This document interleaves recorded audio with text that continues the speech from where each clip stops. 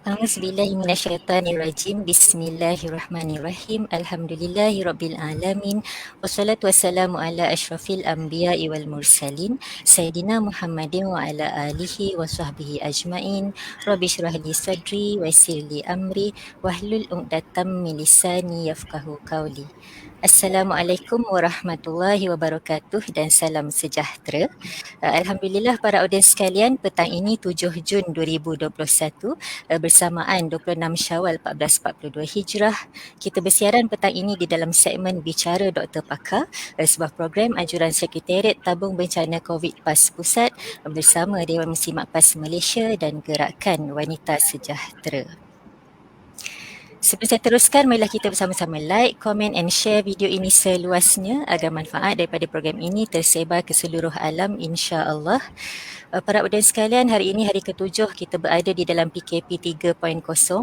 Kes COVID-19 di negara kita diumumkan semalam masih lagi berlega pada angka 6,241 kes baharu dengan 87 kematian baharu, 890 jumlah pesakit di ICU yang mana 444 daripadanya memerlukan bantuan alat pernafasan. Jumlah kes aktif dengan keboleh jangkitan direkodkan pada angka 86,628 semalam. Malaysia juga kini menghadapi peningkatan kes-kes sporadik dan kematian akibat kes-kes sporadik ini di dalam komuniti. Kita mendengar keluhan di sana sini, keluhan para pesakit positif COVID, bukan hanya mereka tetapi juga keluarga mereka. Kita mendengar keluhan para frontliners yang telah lebih setahun mengharungi kehidupan yang tidak menentu. Kita juga mendengar keluhan rakyat Marhain yang terkesan akibat pelaksanaan total lockdown yang tidak dapat dielakkan. Para audiens sekalian, izinkan saya berkongsi sepotong ayat daripada firman Allah Subhanahu Wa Taala, surah Al-Baqarah ayat 155. A'udzubillahi minasyaitonirrajim. Walanabluwannakum bisyai'im minal khawfi wal ju' wa naqsim minal amwali wal anfusi was samarat wa basyiris sabirin. Demi sesungguhnya kami akan menguji kamu dengan sedikit perasaan takut kepada musuh dan dengan merasai kelaparan dan dengan berlakunya kekurangan dari harta benda dan jiwa serta hasil tanaman, dan berilah kabar gembira kepada orang-orang yang sabar. Para audiens sekalian, hari ini kita mengalaminya. Perasaan takut kepada musuh yang tidak nampak iaitu COVID-19. Kita mengalami kekurangan dari segi harta benda akibat PKP. Kita menyaksikan pemergian orang-orang yang tersayang akibat COVID-19. Kita mengalami tekanan demi tekanan. Maka hari ini kami bawakan dua orang panelis yang mempunyai kepakaran yang tinggi dalam bidang psikiatri dan kesihatan mental, khusus bagi membincangkan topik ini, COVID-19 dan tekanan mental. Baik, saya perkenalkan panelis pertama, Dr. Idiawati Abdul Karim, atau lebih mesra dengan panggilan Dr. Iwa. Apa khabar Dr. Iwa? Sihat, Alhamdulillah, Amin. Alhamdulillah. Terima kasih atas kesediaan doktor menerima undangan kami walaupun dengan kesibukan bekerja sewaktu gelombang ketiga COVID-19 ini. Baik, sedikit biodata Dr. Iwa. Dilahirkan di Jakarta, Indonesia kerana ayah beliau waktu itu bertugas di Kedutaan Malaysia di Jakarta. Anak keempat daripada 7 orang adik-beradik. Memperolehi ijazah sarjana muda perubatan dari The Royal College of Surgeons, Ireland pada tahun 2000. Sempat bertugas sebagai intern selama setahun di Dublin, Ireland.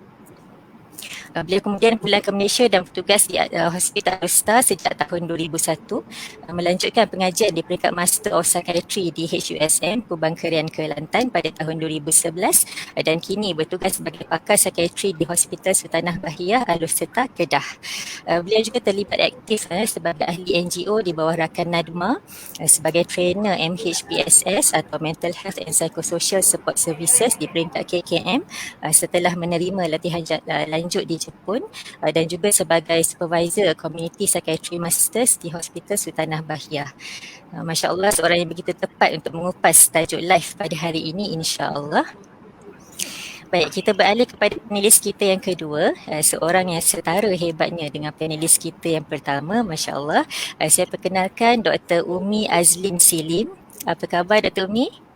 Alhamdulillah, khabar baik, Dr. Rin. Baik, Alhamdulillah. Terima kasih Doktor di atas kesudian menerima undangan kami. Ya, sudi. Baik, sedikit biodatak Dr. Umi Azlin. Beliau telah berkhidmat sebagai seorang doktor selama 24 tahun, menerima ijazah sarjana muda perubatan dari Universiti Kebangsaan Malaysia pada tahun 1997, kemudian melanjutkan pengajian di peringkat Masters of Psychiatry pada tahun 2009 di UKM juga, dan kini telah pun berkhidmat sebagai seorang pakar psikiatri selama 12 tahun. Beliau telah memperoleh Fellowship in Consultation License Psychiatry and Women Mental Health, dan kini bertugas sebagai pakar perunding psikiatri di Hospital Serdang. Beliau juga telah melanjutkan pengajian subkepakaran psikiatri untuk pesakit perubatan with special interest in women's mental health. Masya Allah, tabarakallah, hebat-hebat panelis kita petang ini, dan saya pasti para audiens semua sudah tidak sabar untuk mendengar perkongsian petang ini. Baik, tanpa melengahkan masa lagi, saya ingin memulakan sesi perkongsian hari ini. Para audiens dijemput untuk bertanyakan soalan di ruangan komen di Facebook, dan insyaAllah saya akan membacakan soalan tersebut semasa sesi soal jawab nanti, bergantung kepada masa yang kita ada. Baik, soalan pertama kepada Dr. Iwa. Okey, Doktor, WHO telah mendefinisikan kesihatan mental sebagai a state of well-being, di mana seseorang itu menyedari akan keupayaan dirinya, boleh menangani tekanan-tekanan normal dalam kehidupan, boleh bekerja dengan produktif dan berupaya menyumbang kepada komuniti atau masyarakat. Tajuk perkongsian hari ini pula adalah berkaitan dengan tekanan mental. Jadi apakah pula yang dimaksudkan dengan tekanan mental? Boleh doktor jelaskan dengan lebih mendalam? Silakan doktor. Terima kasih Dr. Rin. Bismillahirrahmanirrahim. Rabbi shrah li sadri wa yassir li amri wahlul min lisani yafqahu qawli. Ya ayyuhallazina amanu sabiru wassabiru warabitu wattaqullaha la'allakum tuflihun. Yang saya hormati dan saya kagumi sebenarnya Kak Umi, saya punya senior psychiatrist yang banyak pengalaman, jauh lebih hebat daripada saya sebenarnya. Dan saya gementar hari ni sebenarnya bila bercakap dengan dia sebenarnya. Dengan Rin ni sebab saya rakan seperjuangan daripada Ireland lagi sebenarnya. Kami dia junior saya di sana. So dah kenal tu orang kata ukhuwah tu dah lama dah. So untuk yang menjawab soalan hari ni lah, tadi Rin dah definisikan kesihatan mental yang baik. Daripada 4 kriteria tu nanti saya akan kupas sedikit lah apa kaitannya untuk kita menyumbang dalam kita menghadapi COVID ni, dalam kriteria keempat yang saya bincang kemudian lah. So kita terus masuk ke definisi stres tadi tekanan mental tu. Tekanan mental ni dia banyak definisi lah. Dia kata, oh saya tertekan doktor, saya stres, tapi banyak stres lah kita kata. Stres kerja lah, kadang-kadang depress lah, banyak distress lah, banyak perkataan yang diguna. Tapi basically kebanyakan akan kata kita stres. Okay. Sebelum kita berbincang lanjut, nak kena faham dulu apa stres, sebab kadang-kadang ada setengah orang, saya dapati lah, bila kita berdepan dengan pesakit kan, dia kadang-kadang dia tak tahu dia stres. Dia tak pasti stres ke ni biasa je, kata tak ada masalah pun sebenarnya, saya okey je. Tapi kita nampak dah tanda-tanda stres kat dia. So tu saya nampak kita perlu definisikan dululah apa yang kita faham tentang stres tu. Stres tu berlaku bila terjadinya perubahan dalam kehidupan seseorang. Perubahan tu boleh sama ada kita pilih, contoh katalah kita nak pindah rumah lagi besar. Tu kita pilih kan nak pindah tak pindah. Tu pun dah berlaku stres, nak pindah, nak kemas semua kan. Ataupun perubahan tu boleh berlaku tanpa kita pilih pun. Contoh macam COVID ni kan. Terpaksa banyak rutin-rutin kita yang dahulu ni terpaksa diubah secara mendadak dan dengan cepat. Dan kadang-kadang kita tak mahu pun. Contoh nak kena work from home. Ada orang kata okay, work from home tak ada masalah, boleh spend masa dengan family. Tapi ada setengah pula terutama yang ada anak-anak yang special yang anak-anak OKU. Bila berada di rumah sepanjang masa, diorang automatically tak boleh buat kerja dah. Kebanyakan masa akan tumpu pada anak-anak. So mendatangkan stres yang terlampau pula. So itu kita kena faham, stres tu berlaku apabila berlaku perubahan. So stres ni pula terbahagi pada dua. Ada stres yang baik, ada stres yang tak baik. Sebab orang kata stres ni macam dengar tu macam negatif je kan. Tapi kalau tak ada stres, bayangkan bila seseorang tu tak ada tekanan, dia jadi macam lepak sangat pula. Tak ada masalah, duduk je baring. Tapi kalau kita tengok pun, kalau kita kaji, kalau kita baring 24 jam pun stres juga sebenarnya bila tak buat apa-apa. So kita kena tengok balik.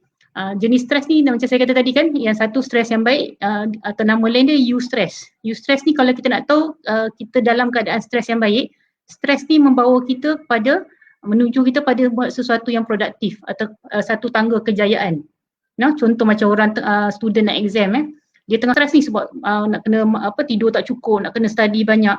Tapi kalau dia dalam stres yang baik, stres tu akan bawa dia pada dia akan boleh tumpu pada pelajaran dia dan boleh menjawab peperiksaan dengan baik walaupun dia dah dalam stres yang tinggi. Okey, sebaliknya kalau stres yang tak baik ni pula kita panggil distress. Distress ni yang kita risau sekali. Terutama dalam COVID sekarang ni kita nampak banyak kalau ikut data daripada yang saya tengok akhbar Kereta Akhbar 2020 Mercy dia buat talian psikososial, lebih kurang dalam 46.8% panggilan yang diterima tu adalah berkaitan dengan individu yang mengalami gangguan psikososial, psikologi. So sebenarnya hampir separuh rakyat Malaysia yang membuat panggilan tu stres sebenarnya. Okay, so macam mana kita nak cope? So yang kita tengok balik, distress ni yang kita risau. Distress ni kalau kita nak tahu, dia akan buat kita gelisah, dia buatkan kita tak senang duduk, kadang malam tak boleh tidur. Itu yang menyebabkan dia akan buatkan kita terlibat pada menjurus kepada penyakit-penyakit mental. Saya rasa nanti Kak Umi akan terangkan selanjutnya pasal penyakit mental yang berkaitan. So kalau kita tengok balik, stres tu berlaku kan, kenapa dia berlaku? Kita nampak, contohlah, kalau stres tu berlaku pada saya, katalah saya ada masalah kan, satu masalah hari ni. Okay, contoh macam nak kena bagi ceramah hari ni kan. Okay, satu dia akan datang, apa benda yang audience expect. So saya punya expectation diri pun dah jadikan saya stres. Nanti kan saya tak boleh bagi dengan baik ke? So dia main dalam fikiran kita dah. Kita rasa kita tak mampu nak bagi. Bila mula je fikiran macam tu tak mampu nak bagi, dengan kita rasa dengan realiti boleh ke tak boleh ni, dia dah datangkan benda yang tak seimbang macam jongkak-jongkit. So kat situ kena tengok, bila semai satu masalah, bila berlaku ketidakseimbangan tu, kita rasa antara kita kerja yang diberi dengan kemampuan diri kita tu tak seimbang, tu akan datang stres yang teruk lah. So kita kat rumah ke, kita sebagai pasangan suami isteri ke, satu organisasi ke, masyarakat ke, healthcare worker ke, frontliners ke, kita kena tengok ni. Bila kita nampak stres tu berlaku sebenarnya, bila kita sendiri yang nampak situasi tu macam mana. So sebaik mungkin dalam menangani stres ni kan, kita cuba untuk balancekan stres tu supaya dia jadi stres yang eustress tadi, yang stres dalam keadaan yang baik tadi. So kalau kita tengok balik, kenapa COVID ni kan mendatangkan stres yang tinggi? Kalau kita tengok balik apa cabaran-cabaran kita punya, sama ada frontliners ke, masyarakat sendiri. Kebanyakan yang kita tengok, yang kita dapat masa kita buat sesi counselling ke, ataupun kita buat psychological first aid dekat kita punya healthcare worker, ataupun kita dapat panggilan daripada pesakit-pesakit sendiri. Yang kita tengok sama ada beban kerja satu peringkat nampak bertambah. Contoh macam kata frontliners polis ke, bomba ke, healthcare worker, satu peringkat bila kes banyak dia jadi banyak satu. Dan dari segi lain pula syarikat-syarikat pula dia jadi terbalik, beban kerja berkurang pula bila tak ada productivity. Itu pun datangkan stres juga. So dia bila macam kata tadi lah, berlaku perubahan bila kita perceive macam tu. Satu lagi, hilang punca pendapatan. Terutama masa first wave dulu ni, peniaga kecil tak boleh nak dapatkan sumber pendapatan tu. So menjadikan tekanan pada mereka. Lepas tu yang seterusnya, kehilangan orang-orang tersayang dalam keadaan mendadak, dalam keadaan tak boleh nak hantar tak boleh nak pergi hantar ke kubur dengan baik. So, bila ada berlaku rasa ralat ke, rasa bersalah, tak sempat nak ucap, kata minta maaf ke apa, timbul macam-macam konflik kat situ. Itu pun mendatangkan stres yang banyak pada individu-individu yang terlibat. So yang seterusnya kita nampak home quarantine tu. Home quarantine atau kita panggil lockdown tu kan. Bila dengar lockdown je semua stres. Tak tahu apa lagi. So start masa first wave, ingat ada yang panic buying sampai roti gardenia sampai habis stok tu. Masa tu semua orang dah stres sebab tak tahu kan, sebab kita berdepan dengan benda yang kita tak tahu lagi, tak kenal. Masa first wave tu, ingat tak? First wave tu memang kita rasa macam-macam benda buat kita, bila kita berdepan dengan sesuatu dalam fikiran kita, benda yang kita tak pasti, itu sendiri pun dah mendatangkan stres. Cuma bila kita dah berdepan dengan COVID ni dalam setahun lebih ni, stres tu dia bertukar ke arah lain pula. Macam contoh yang sekarang ni kita nampak virus ni jenis virus yang cepat merebak, cepat tersebar. Lepas tu siapa-siapa pun boleh kena lah ni, dan dia punya impact tu sangat teruk. Kita tengok banyak kes-kes yang di hospital, kes-kes ICU sampai tak ada bed, kena buka bed lain, kena buka ruang lain. So mendatangkan stres terutama pada healthcare worker lah, sebab dia punya kerja tu jadi bertambah-tambah. Kat situ itu yang saya nak kupas sedikit pasal tekanan stres ni. Cuma saya akan cuba listkan sedikit tanda-tanda stres supaya kita aware kita stres ke tak. So untuk nak bagi mudah, kita boleh bagikan dalam 4 kategori lah. Tanda-tanda fizikal contoh. Dalam keadaan kita tak ada sakit yang berat kan, dia selalu sakit kepala lah, sakit badan lah, berpindah-pindah. Kadang-kadang perut sakit lah, rasa nak muntah lah. So itu tanda-tanda fizikal yang kita tengok mungkin sebenarnya kita punya dia kesan psikologi kita stres yang teruk mendatangkan tanda-tanda fizikal ni. Ataupun emosi. Kebanyakan yang akan jumpa kami dia akan kata, doktor dia akan perasan dia cepat marah. Sedih tu dia boleh tahan lagi, dia rasa sedih tu biasa.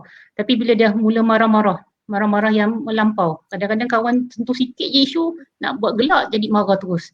So dia akan perasan perubahan emosi, rasa bersalah yang terlampau, macam-macam rasa kecewa. Nah. Kadang-kadang kita kalau kita tengok social media lah ni, banyak komen-komen yang kita rasa sangat negatif, sangat mencari kesalahan orang, bergaduh sana sini.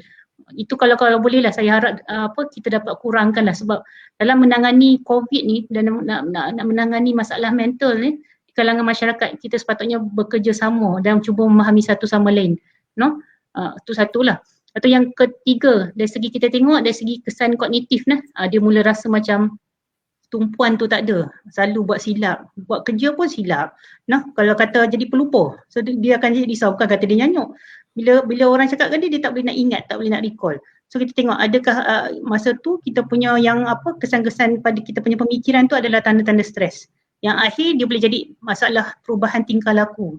Nah, kita tengok ada kadang-kadang ada macam pekerja staff KKM sendiri dah. Kalau kat hospital saya sendiri, kita akan nampak matron ke doktor pakar dia kata, ketua jabatan kata, dia punya staff ni tiba-tiba dah hilang daripada kerja, absent from work. Kadang-kadang tak mai kerja, tak bagi tahu. So kadang-kadang bila kita tengok balik, bila kita check balik, diorang pekerja-pekerja ni sebenarnya sebelum dia jadi stres ni adalah pekerja-pekerja yang cemerlang sebenarnya. Tapi bila dia dah mula stres, dia mula tak boleh, tak ada motivasi nak pergi kerja. So ini antara tanda-tanda yang kita kena tengok balik, check dengan diri kita balik. Ada tak kita ada tanda-tanda yang 4 ni? Sama ada kita ada stres atau tidak lah. No? So kalau dari segi kriteria tadi yang 4 kriteria yang kata Rin dah sebut tadi kan, WHO menggariskan apakah itu kesihatan mental yang baik. Satu, dia menyedari keupayaan diri. Ini sangat penting lah bila kita sedar. Dia sedar ni tak mestinya dia sedar dalam keadaan dia tahu dia boleh buat benda. Ada setengah orang dia terbalik. Dia rasa macam dia kurang banyak sangat. Bila kurang banyak sangat pun jadi stres juga. Padahal potensial sebenar dia boleh je, tapi sebabkan dia tak tahu dia punya keupayaan diri, dia jadi stres banyak. Sebab dia rasa dia tak mampu. Okey. Yang kedua, kalau kita tengok dia boleh tak handle stres dengan baik. So kalau kita tengok stres tu membawa pada yang you stress tadi, maksudnya dia boleh handle lah tekanan dengan baik. Kalau kata dia banyak kepada distress tadi, asyik menjurus kepada tekanan atau stres ataupun penyakit mental, maksudnya ada sesuatu dalam dia punya cara dia handle tekanan tu kena kaji balik. No? Lepas tu dia boleh dapat kerja secara produktif tak? Produk tu ni tak mestinya kita nampak macam kilang keluarkan barang-barang tu. Kadang-kadang kita tengok diri kita sendirilah. Hari tu sehari apa yang kita plan tu tepat dengan kita punya keupayaan tak dan betul tak boleh datangkan hasil. Contoh katalah kita nak masak hari tu, okey. Masak hari ni kita dah plan pergi pasar ke beli barang pun okey. Cukup masa dah boleh masak contoh. So kita dah dapat hasilkan sesuatu untuk kita ni keluarga kita rasa happy contoh macam tu dah. Lepas tu yang keempat ni yang kita kata yang yang menyumbang kepada masyarakat ni dah kenalah dengan tabung bencana COVID ni. Dan kita rasa macam ini cara semua rakyat Malaysia berpeluang untuk menyumbang. Nah, bila kita menyumbang walaupun RM1 sangat bermakna. Nah, kalau katalah kita penduduk ada 13 juta, seorang bagi RM1 pun dia dapat bantu kita punya kawan-kawan tadi yang kata disebabkan COVID hilang mata pencarian, hilang pendapatan dan kita sikit banyak dapat membantu sebenarnya orang-orang yang tertekan ni secara tidak langsung. No? Okey, saya rasa cukup sampai di situ kot dulu Dr. Rin saya serah balik pada moderator. Baik, terima kasih Dr. Iwa. Okey, sekejap ya. Okey, terima kasih Dr. Iwa di atas penerangan yang begitu baik tadi. Maknanya kata stres tu kita kena jadikan eustress, jangan kita de-stress, dan juga kita kena kenal tanda-tanda bagaimana kita ini, adakah kita stres ataupun tidak. Sebagaimana yang Dr. Iwa sebutkan tadi. Baik, seterusnya kita beralih kepada soalan kedua. Soalan kedua kepada Dr. Umi. Okey, Dr. Umi sebagai petugas barisan hadapan, kita sering mendengar akan keluhan pesakit-pesakit kita yang dijangkiti COVID-19. Ya. Tidak dinafikan mereka berasa bimbang akan kesihatan diri, pelbagai perkara bermain di fikiran. Ya. Mungkin mereka juga dihantui rasa bersalah kerana dijangkiti COVID-19. Ya. Ramai di antara mereka yang juga bimbang akan keadaan keluarga dan orang-orang di sekeliling mereka. Jadi doktor, boleh saya minta doktor kupaskan dengan lebih mendalam mengenai tekanan mental yang dihadapi oleh pesakit-pesakit COVID-19. Silakan doktor.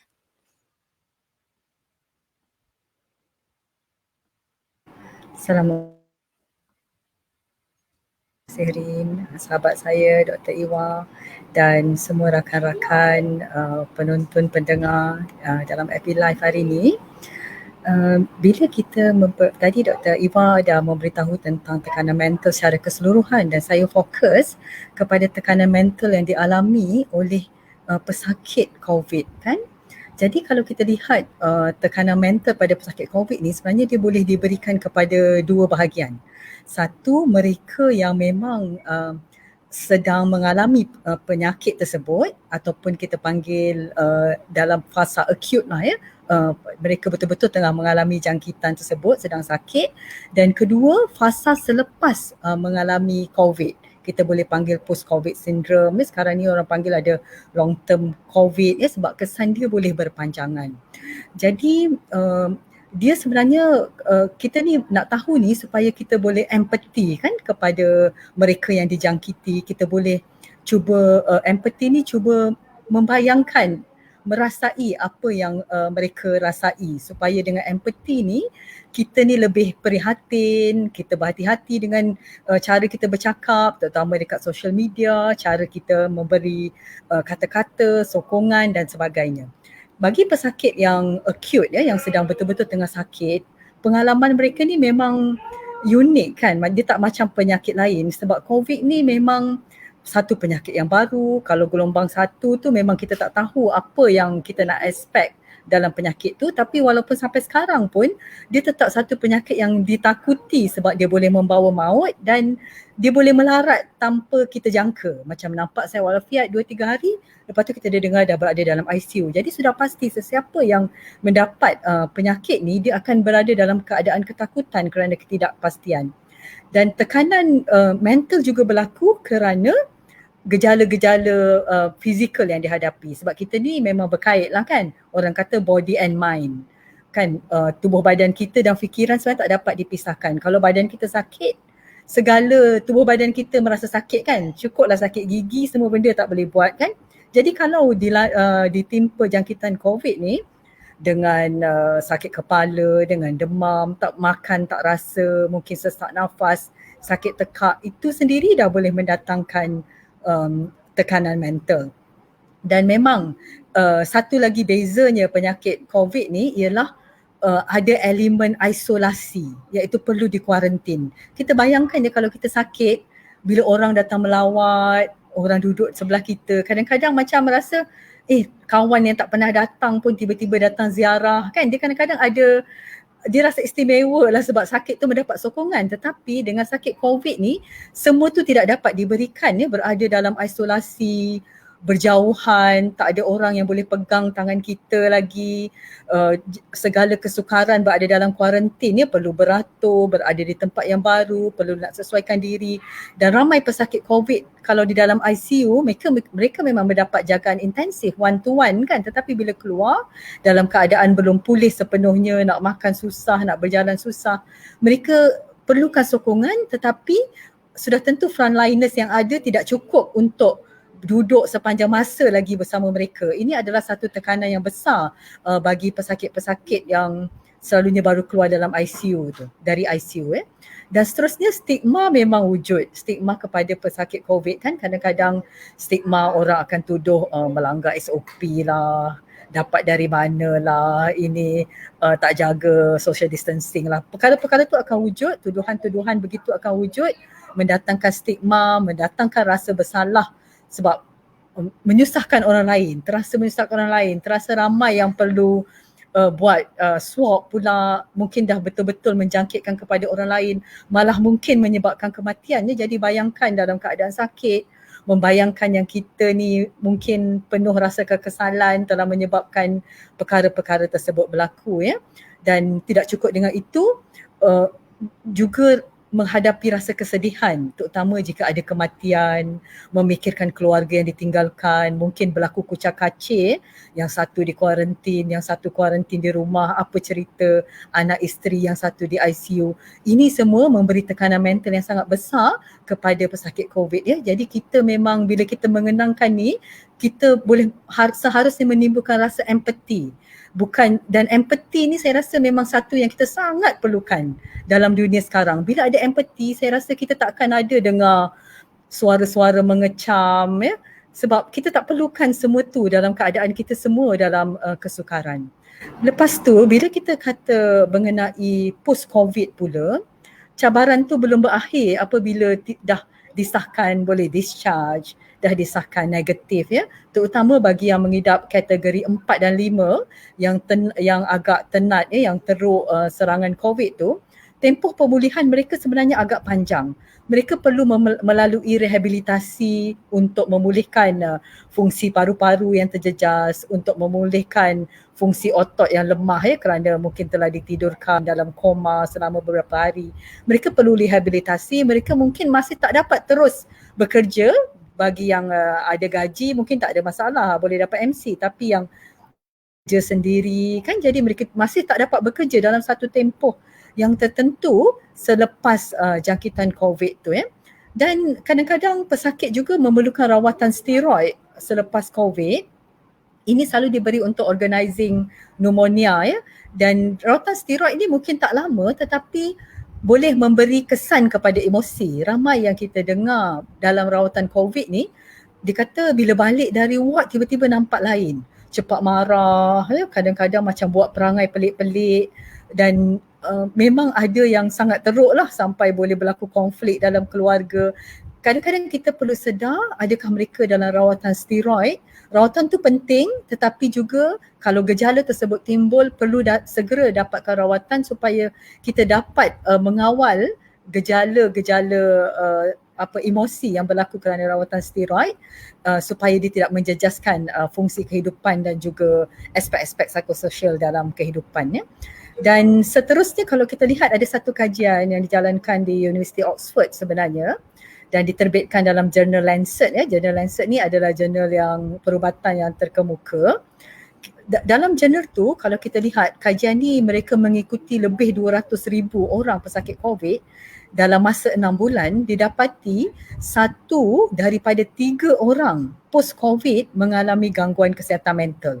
Tinggi kan, bayangkan 1 dari 3. Setiap 3 orang mengalami gangguan kesihatan mental. Yang tertinggi antaranya adalah Post Traumatic Stress Disorder atau PTSD. Ya, nanti saya akan cerita sedikit. Keresahan, kemurungan itu mungkin ramai orang yang kita biasa dengar kan, cepat risau, jadi murung, insomnia, sukar nak tidur, dan juga ada yang mengalami gangguan fungsi kognitif ataupun gangguan memory, macam ingatan mereka terjejas ya. Dan PTSD tadi atau gangguan post trauma tadi, post traumatic stress disorder, selalunya pesakit ni mungkin mengalami rasa dihantui oleh memori yang menakutkan sepanjang sakit teruk. Mereka mungkin teringat waktu mereka susah nak nafas, waktu mereka termengah-mengah, rasa diambang kematian, mereka teringat suasana dalam ICU, lihat rakan sebelah menyebelah mungkin ada yang meninggal dunia ada yang kolaps, saat-saat kecemasan, doktor mungkin cuba merawat ya. Mereka dihantui oleh memori-memori, mungkin dapat nightmare igawan waktu tidur, mimpi-mimpi ngeri, dan mereka menjadi sangat takut apabila dapat berita pasal COVID, terbaca berita, terdengar statistik ya, dan mereka mungkin mengelakkan diri daripada berjumpa masyarakat kerana takut keadaan ini berlaku. Jika frontliners yang dapat keadaan ni, mereka takut nak kembali bekerja. Jadi ini semua kesan tekanan mental ni dia boleh jadi dalam satu spektrum yang mana mungkin stres yang mereka masih boleh atasi, macam Dr. Iwa bagi tahu tadi kan, masih boleh tahu cara-cara nak atasi, boleh dapatkan sokongan, sehingga ke tahap tekanan mental yang serius yang mana mereka perlu bantuan profesional dan menjejaskan mungkin pekerjaan dan sebagainya. Jadi kita perlu tahu semua ni, satu, supaya kita ada kesedaran jika ini berlaku, kita boleh tahu dia adalah satu yang sangat possible, mereka perlu disarankan untuk mendapat rawatan, dan supaya kita sekali lagi ada empathy yang ramai sebenarnya memerlukan bantuan kerana COVID ni bukan setakat beberapa hari kisah mereka sakit atau berada di ICU, selepas mereka baik juga dia boleh jadi satu perkara yang berpanjangan. Jadi saya kembali kepada Dr. Rin sebagai moderator, sedikit perkongsian saya tentang pengalaman pesakit-pesakit COVID. Baik, terima kasih Dr. Umi. Begitu tadi begitu hebat tekanan mental yang mungkin dialami oleh pesakit COVID baik semasa maupun selepas menghidap COVID itu dan kita perlu empati sebagaimana yang Dr. Umi sebutkan tadi. Baik, soalan seterusnya kepada Dr. Iwa. Para petugas barisan hadapan telah pun berperang dengan COVID ini selama hampir 1.5 tahun, Doktor. Kehidupan menjadi tidak menentu, waktu bertugas menjadi panjang, waktu rehat terpaksa dikorbankan. Malah ramai yang telah lama tidak pulang menjenguk ibu bapa di kampung. Gelombang ketiga ini pula menyaksikan tekanan yang lebih hebat kepada seluruh sistem kesihatan di negara kita.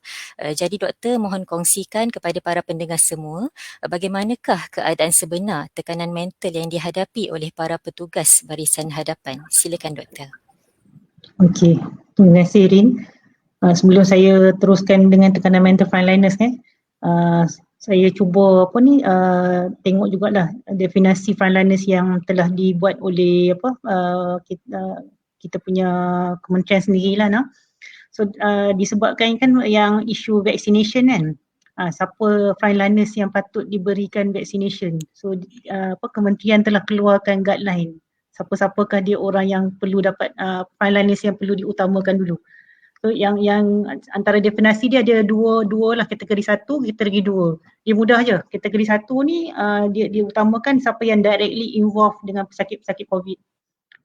So termasuklah healthcare worker, termasuklah healthcare workers yang berada di Kementerian Pertahanan, contoh dalam penjara, dekat balai polis ke ada, kalau adalah doktor-doktor dia yang terlibat kan. So ni kategori 1. Yang lain-lain semua termasuk dalam kategori 2, termasuklah polis, pegawai kebajikan, bomber, termasuklah sukarelawan rela dan yang lain-lain, termasuklah cikgu-cikgu yang berdepan dengan kes-kes pelajar-pelajar yang terpaksa pergi ke sekolah untuk dalam keadaan berisiko tinggi untuk mendapat COVID. So kalau kita tengok situ, siapakah frontliners So frontliners ni orang-orang yang berisiko tinggi untuk terdedah dan mendapat penyakit COVID berbanding dengan masyarakat lain. Mereka terpaksa merisikokan diri untuk membantu, untuk menyelamatkan dan menyelamatkan orang lain daripada terkena.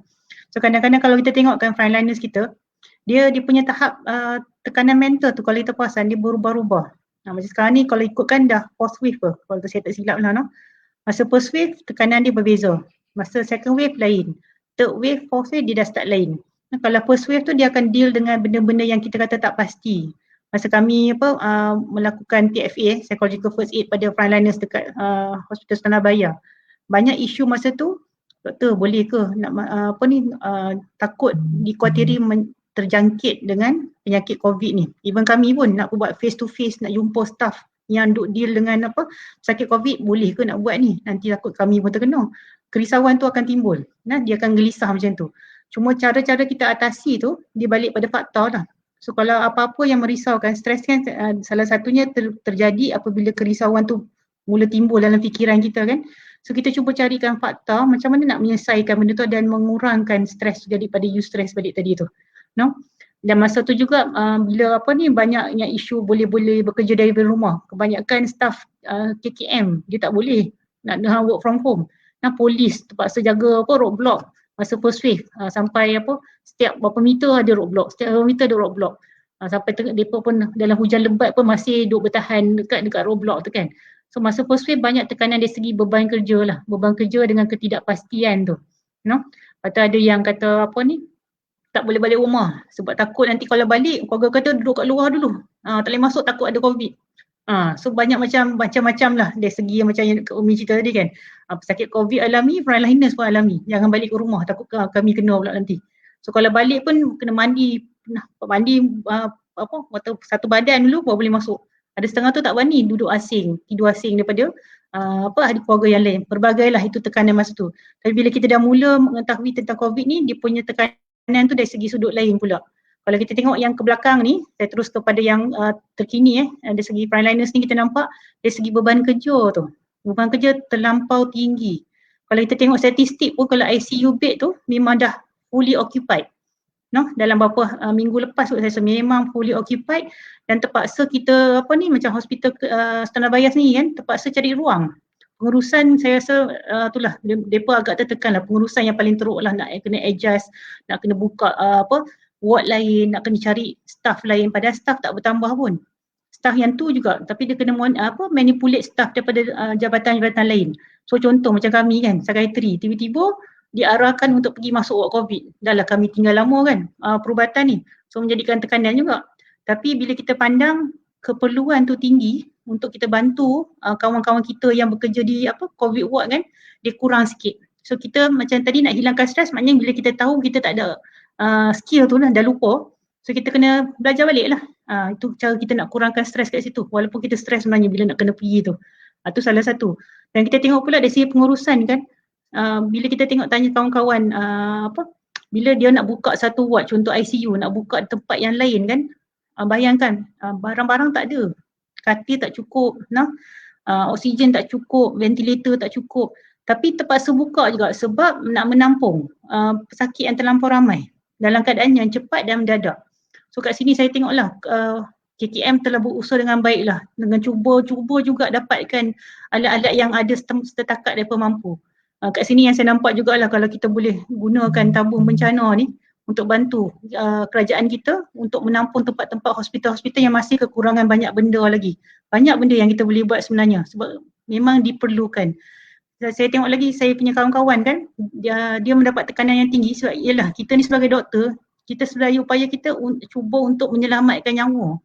So dalam keadaan sekarang ni kita tengok dalam minggu 2 yang lepas ni, banyak kematian yang kawan-kawan saya kata kadang-kadang rasa macam boleh selamatkan lagi sebab disebabkan tiada katil, tiada alat, terpaksa let go. Tu jadi satu kekecewaan lah pada orang-orang yang memang bersungguh-sungguh nak menyelamatkan pesakit-pesakit tu. So kita bayangkanlah kadang-kadang frontliners kan kita tengok ada yang mengatakan letih, lesu. Saya harap bersabarlah, macam Kak Umi kata empathy tu kena ada sebab bila diorang keluarkan kenyataan tu menunjukkan mereka tengah tahap stres yang tinggi. Bukan diorang nak mengadu sebenarnya, bukan diorang nak mengeluh kata nak kata saya tak mau jaga dah pesakit, tapi kadang-kadang disebabkan diorang tak tahu dah nak channel ke mana. Tu yang nanti kita akan bincang balik dalam soalan yang seterusnya, macam mana kita nak nak bantu kita punya petugas dan juga masyarakat umum dari segi mengawal tekanan-tekanan yang disebabkan oleh COVID-19 ni. So saya rasa sampai situ dulu kot Lin. Saya serah balik pada moderator .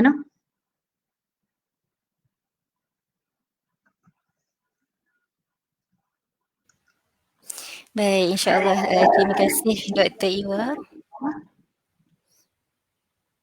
Ya, begitu tadi begitu banyak tekanan sebenarnya yang dihadapi baik dari segi pengalaman menghandle COVID sendiri oleh para petugas frontliner kita, baik dari segi kekangan peralatan COVID-19 yang meningkat mendadak itu memerlukan banyak penyesuaian sebagaimana yang Dr. Iwa sebutkan tadi, apabila perkara itu di luar kebiasaan kita, benda baru, benda yang tiba-tiba terjadi, ia boleh menimbulkan stres ataupun tekanan mental kepada kita. Baik, seterusnya soalan kepada Dr. Umi. COVID-19 doktor telah memaksa pihak kerajaan melaksanakan perintah kawalan pergerakan sama ada PKP, PKPD, PKPB, PKPP dengan pelbagai modifikasi bergantung kepada keadaan semasa penularan virus COVID-19. Tidak dinafikan ramai yang terkesan secara ekonomi akibat PKP ini. Ada yang hilang punca pendapatan, diberhentikan kerja, terpaksa membungkus perniagaan. Jadi doktor, bolehkah doktor kupaskan mengenai tekanan mental dalam kalangan rakyat yang terkesan ekoran PKP ini? Silakan doktor. Ya, betul Rin. pandemik COVID ni memang luar biasa kan. Orang kata orang yang hidup 100 tahun pun dia tak pernah jumpa. Maknanya ini satu perkara yang kita jumpa seumur hidup lah. Dia orang kata 1 abad sekali berlaku pandemik, dan lockdown tu satu yang tidak berlaku dalam penyakit-penyakit lain yang kesan kepada ekonomi dia memang sangat besar. Jadi memang kita bertemu dengan ramai pesakit yang datang kerana isu-isu hilang pekerjaan. Kita tahu terlampau banyak sektor yang terjejas ya, pelancongan, hotel, penerbangan, pendidikan swasta ya, banyak macam bila tak ada student, mungkin yang mereka yang in charge hostel, makmal kan, mereka mungkin hilang pekerjaan juga.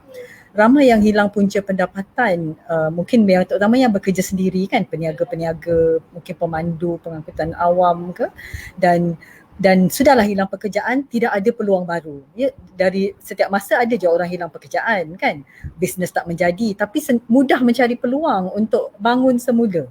Tapi ini dalam keadaan bila dia hilang, nak cari pun susah sebab semua orang pun seolah-olah berada dalam kesukaran yang sama lah. Jadi bagaimana kita nak memahami bagaimana kesan ekonomi ni kepada kesihatan mental? Saya rasa ramai dari kita kat sini mungkin tahu pasal hierarki Maslow kan, Maslow hierarchy kan of needs, right? Keperluan-keperluan dalam kehidupan. Kita bayangkan piramid, dia ada beberapa tingkat. Dari segi keperluan kehidupan, tingkat paling bawah sekali adalah keperluan asas, iaitu keperluan makan minum kita, keperluan udara, keperluan untuk kita boleh hidup. Kalau tak ada tu kita mungkin memang tak boleh hidup lah. Di atasnya adalah keperluan keselamatan. Ada rumah, ada pakaian, rasa selamat duduk di dalam masyarakat ya. Dan seterusnya akan ada di atas tu keperluan sosial kita, iaitu keperluan kasih sayang, berkeluarga, ada kawan-kawan kan. Dan lepas tu bila kita cakap keperluan ni, dia perlu dipenuhi dari dasar dia ke atas ya. Apabila keperluan pertama dipenuhi, barulah kita boleh penuhi keperluan seterusnya yang di atas.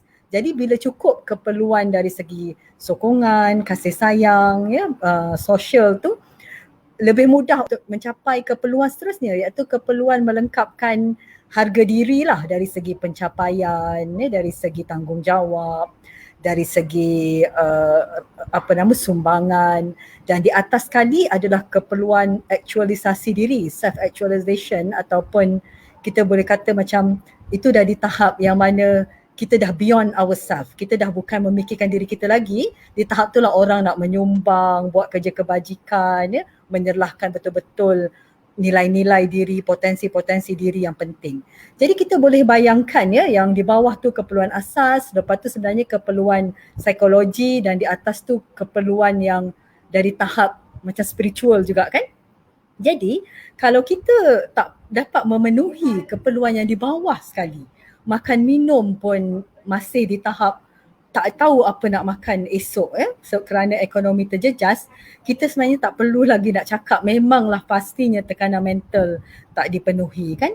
Jadi apabila hilang pekerjaan ni memang boleh mendatangkan berbagai masalah. Dia boleh membawa kepada banyak perkara buruk ya. Contohnya boleh mendatangkan bukan sahaja tekanan mental, konflik dalam rumah tangga, boleh mendatangkan jenayah kan, mungkin keganasan, mungkin mencuri ke, merompak, boleh mendatangkan rasa rendah diri, tak nak jumpa orang.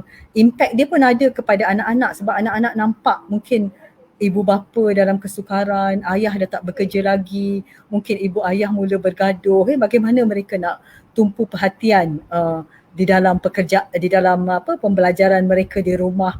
Jadi kesan dia macam, walaupun nampak kesan ekonomi, kerana dia adalah fundamental, adalah asas kepada keperluan hidup yang lain, dia akan menjejaskan kehidupan secara keseluruhannya. Jadi sangat besar kesan ekonomi, dan kita akan fikir juga nanti bagaimana nak memberi sokongan ekonomi, kerana itu kadang-kadang satu perkara asas yang kita perlu mulakan sebelum sokongan-sokongan yang lain. Kembali kepada Dr. Rin, moderator. Okay.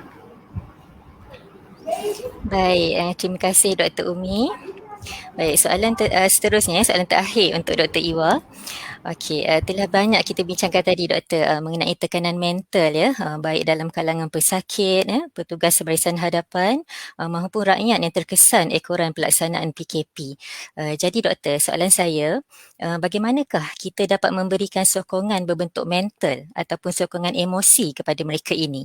Dan mungkin Doktor boleh sentuh sedikit mengenai kepentingan sokongan berbentuk emosi ini kepada mereka yang sedang menghadapi tekanan mental. Silakan Doktor. Okey, terima kasih Irina. So, untuk sesi yang terakhir ni, kita nak cuba kupas sedikitlah tentang macam mana kita nak menyokong kawan-kawan kita, adik keluarga kita, masyarakat sekeliling yang mengalami masalah tekanan mental macam yang Kak Umi pun sebut tadi. Sebab salah satu yang kita tengok dari segi macam Kak Umi ada sebut tadi keperluan asas tadi kan. Kalau kata keperluan asas makan minum tak terjaga, so kita kena tengok balik. Kalau kita yang ada kelebihan sedikit dari segi kewangan ke apa, kan mungkin salah satu cara yang kita boleh buat, kita boleh bantu. Sama ada kita memberi sumbangan duit ataupun memberi sumbangan dari segi makan minum atau keperluan yang basic pada orang-orang yang tidak mampu. Itu salah satu yang kita boleh tanamkan dalam jiwa rakyat Malaysia. Sebab kalau kita tengok rakyat Malaysia ni saya sering dengar lah dapat pujian daripada luar negara sebab kita ni orang-orang Malaysia ni berhati besar selalunya dalam bab-bab menyumbang. So terutama dalam sekarang ni kan, dalam masa COVID ni, kita gunakan kita punya sifat kita ni, orang Malaysia kita ni, dalam keadaan kita pelbagai kaum kan, tak mengira lah bangsa ke agama ke, kita membantu satu sama lain. Itu yang kita kena terapkan sekarang. Instead of kita bergaduh, berpecah belah, duk kata sini kata sini. Macam saya katakan, social media sekarang ni sangat penting. Itu satu aspek yang saya minta lah semua pihak tengok balik dalam keadaan kita tengah gusar tentang COVID-19 ni kan, bila nak habis. Ataupun satu lagi isu tekanan mental kan, bila nak habis benda ni. So kita tengok balik social media ni banyaklah kita gunakan dalam keadaan supaya kita mendatangkan keharmonian dan teamwork. Teamwork ni sangat penting. Kita nampak lah kalau kata macam even dekat frontliners kan, bila ada teamwork dalam satu department kan, kalau kata kita bekerja ambil kisah kawan-kawan kita kan, HOD saya bagus, Dr. Yusni. Dia kalau MO saya pergi COVID ward, dia tanya macam mana, apa khabar kat sana, okey tak okey. So kita rasa ada orang atas kita ambil berat. Walaupun bertanya je, bukannya kita hulu apa-apa. Tapi manusia ni lumrah dia suka dihargai, dia rasa di appreciate. Bila kata kita lebih banyak dimarah, dikritik, diancam, dikecam. So salah satu dia lebih mendatangkan emosi kita terganggu. So kita cubalah ubah minda rakyat Malaysia lah ni kan, dalam kita sama-sama menangani COVID ni untuk mengurangkan tekanan. Instead of kita banyak mengecam, kita try banyak kurangkan sifat judgemental. Maknanya kita menghukum terus dah orang tu. Katalah orang tu marah ke, orang tu bergaduh ke, kita terus sebarkan benda-benda yang kita pun bukan dalam kat situ pun untuk tahu apa yang situasi sebenar. Sebaliknya kita kata okey tak apa, kita bagi dia kita dengar je dan kita cuba memahami dari segi aspek kedua-dua pihak. Kalau kita ambil satu pihak je, dia akan mendatangkan pergaduhan, pemusuhan, perbalahan dan saya rasa tidak membantulah untuk tekanan emosi itu sendiri. Yang saya tengok lagi yang kerajaan dah mula kena pastilah masalah kesihatan mental pada peringkat awal lagi. So talian-talian psikososial telah diwujudkan. Satu yang saya nampak yang grup saya sendiri lah, PEACE terlibat. So dia KKM dengan Mercy telah melancarkan talian psikososial untuk masyarakat umum dengan frontliners untuk kita mudah berhubung dan kongsi masalah kita. Dan saya tengok PAS sendiri pun dia ada dia punya talian sejahtera untuk kita mendekati dan menceritakan masalah kita. So bagi saya bila ada talian-talian macam ni, dia sangat membantu untuk sekurang-kurangnya kita dapat kena pasti ada orang yang bermasalah. Dan orang yang bermasalah ni pun dia tahu ada orang yang sanggup mendengar luahan dia. Dan ini yang kita nak kena wujudkan, sama ada dalam keluarga kita, dalam masyarakat kita, dalam organisasi kita, dalam negara kita sendiri. Kadang-kadang kalau kata kita tengok kena banyak juga berbaik sangka sebab dari segi saya tengok bila kita berdepan dengan banyak sangat perubahan perancangan, perubahan macam-macam benda sebab kita tak pasti kan. So banyak sangat last minute punya decision making. So kadang-kadang kita kenapa dia orang buat macam ni. So kita kena banyak berbaik sangka dengan orang-orang atasan kita. Sebab diorang tahu secara meluruh apa yang berlaku. Cuma kita boleh suarakan kalau kita rasa benda ni tak kena atau kita rasa ada lebih baik yang boleh buat, lebih baik kita salurkan dengan cara yang betul instead of kita terus hentam mereka atau terus memberontak. Contoh dari segi yang saya nampak kan macam vaksin tu sendiri ini antara keluhan-keluhan frontliners lah. Dalam keadaan frontliners tengah berdepan dengan kes-kes yang banyak kan, kita mengharap sangatlah masyarakat semua bersetuju untuk divaksinkan. Bukan apa, sebab kita dah terlampau penat dengan kes-kes yang terlampau banyak. Dan kita harap ni usaha. Nak menyembuh tu memang kita yakin kuasa Allah. Tapi usaha kita untuk mengurangkan COVID ni, kita harap bila COVID ni selesai, tekanan tu pun berkurangan juga. Dan ekonomi tu pun tak terjejas teruk. Sebab kalau kita biarkan, dia akan jadi berterusan teruk. Yang tu yang kita tak mau. Dan kita tengok balik kan, balik pada sumbangan tadi sumbangan ni kan sedekah. Paling-paling senyum lah. Senyum tu pun dalam Islam memang sangat-sangat digalakkan. Dan kita tengok pun dalam psikiatri kan Kak Umi, senyum ni dia boleh buat seseorang punya mental health tu, walaupun hari tu dia tak seronok, bila dia senyum secara orang kata sukarela, automatik hari tu dia tenang lebih baik daripada kalau dia keluar tu dengan muka masam. Tu satu dah. Dan kita tengok pun sedekah ni pun boleh, salah satu fadilat dia menenangkan jiwa. Selain pada dia menambahkan rezeki tak kena putus. Kita kena yakin dengan janji Allah. Itu yang saya boleh kupas lah untuk yang sesi ketiga ni, Rin. Terima kasih. Baik, terima kasih Dr. Iwa. Jadi begitu tadi lumrahnya kita sebagai manusia ini kita suka dihargai ya. Dan antara sokongan emosi yang boleh kita berikan adalah kita kurangkan kecaman ya, banyakkan kata-kata yang baik ya, sentiasa bersangka baik ya, dan banyakkan senyuman. Itu yang menurut Dr. Iwa tadi bukan ya mungkin tak mudah tak susah untuk buat tu kan banyakkan senyuman. Itu satu kebaikan untuk diri kita sendiri dan juga untuk orang di sekeliling kita, insya-Allah. Baik, seterusnya soalan terakhir untuk Dr. Umi. Pelbagai inisiatif dilaksanakan oleh pihak kerajaan ya, badan bukan kerajaan atau NGO maupun orang perseorangan dalam usaha memberikan sokongan berbentuk material kepada mereka yang terkesan ya.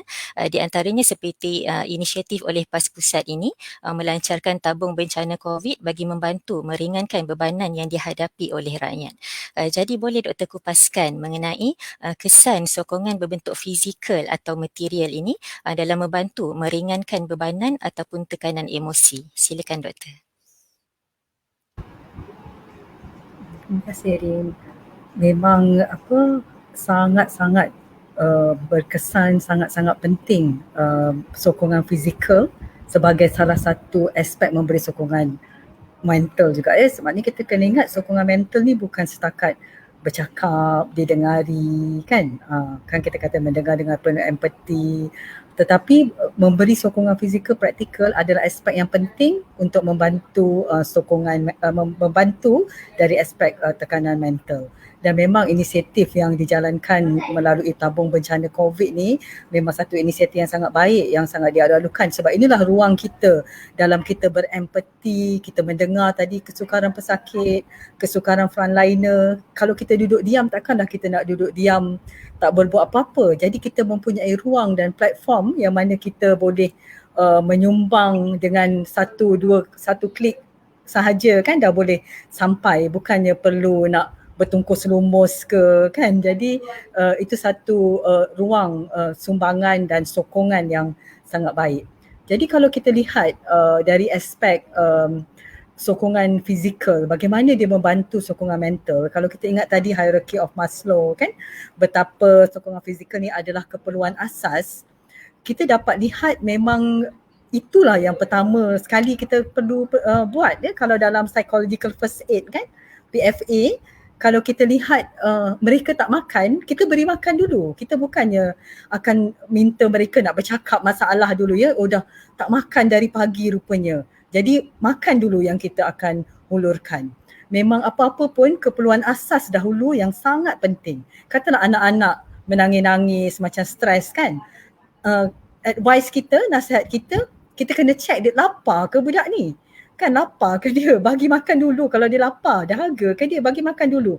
Bukannya terus nak terus handle emosi ke ataupun disiplinkan ke, bukan. Tetapi pastikan semua dah settle dulu makan minum. Begitu juga kalau macam pasangan ada konflik ke, nak bincang, antara yang kita nasihatkan selalunya kena cari masa yang sesuai. Bila masa yang sesuai, antaranya dah kenyang, dah lepas makan kan. Jangan bincang waktu tengah lapar-lapar. No bincang-bincang waktu tengah lapar-lapar.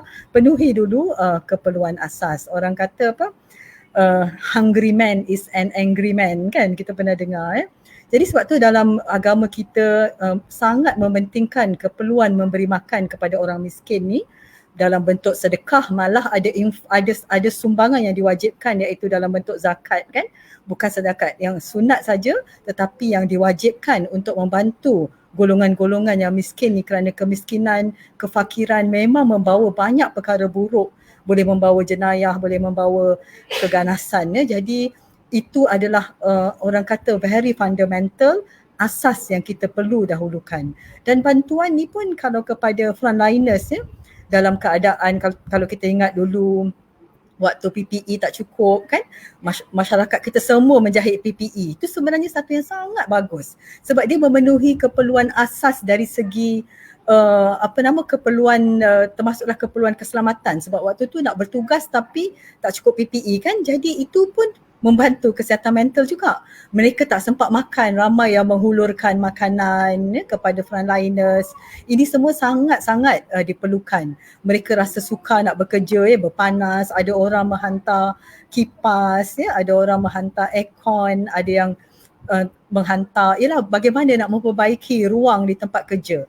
Jadi semua ni memang sangat-sangat penting Kita dapat lihat kalau keperluan asas dipenuhi, bila seseorang tu tak perlu lagi bimbang tentang makan minum, barulah dia mungkin dapat berfikir dengan lebih baik kan, lebih tersusun bagi tempuan macam mana nak bangun semula, nak rancang sedikit.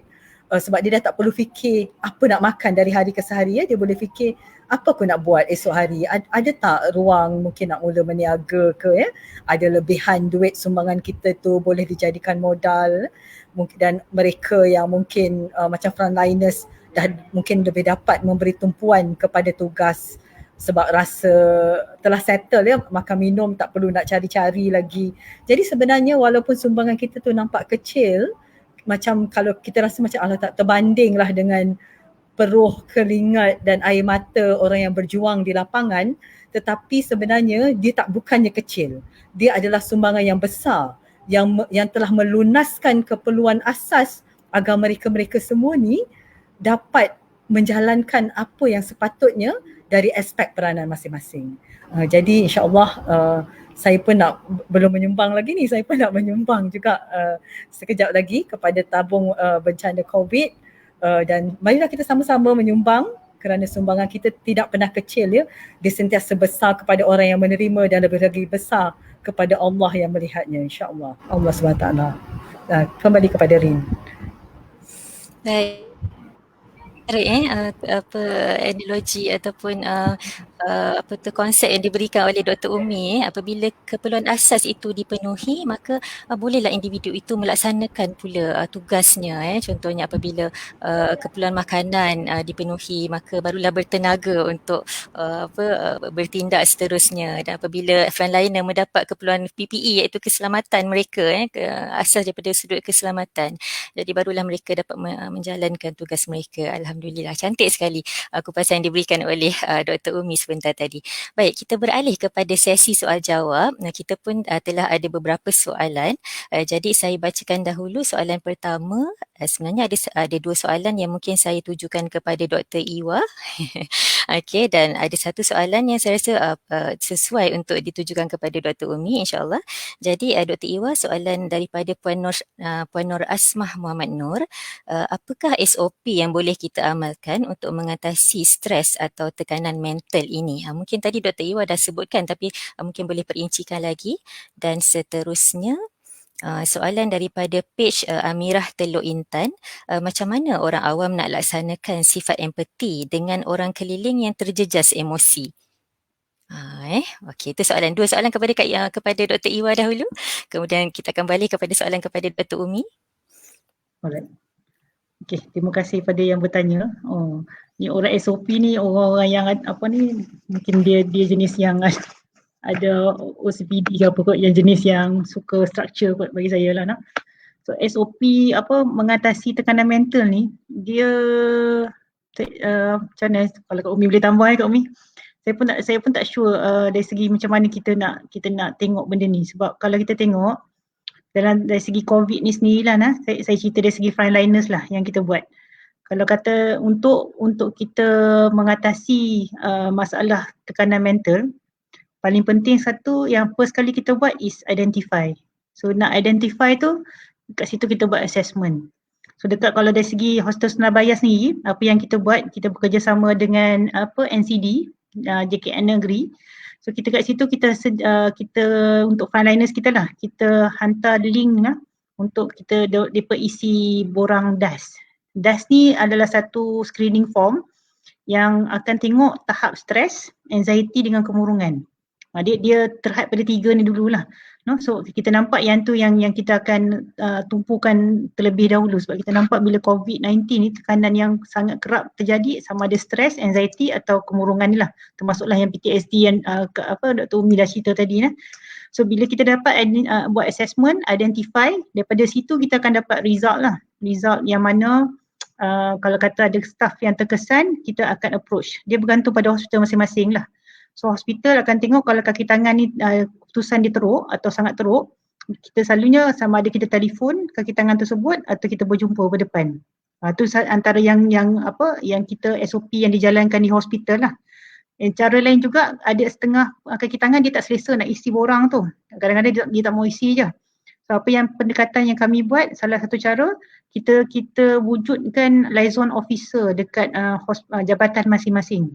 So liaison officer ni dia akan bekerjasama rapat dengan tim psikiatri lah dekat hospital, untuk kita kena pasti sebab orang liaison officer ni di jabatan dia sendiri. So jabatan dia sendiri dia akan nampak kawan-kawan dia ke, bos dia ke, orang bawah dia stres.